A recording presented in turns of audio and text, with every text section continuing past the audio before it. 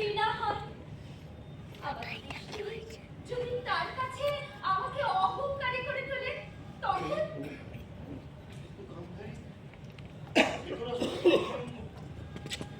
সে তো তোর চোখ দিয়ে এই জগৎটাকে দেখবে, চিনতে, জানতে।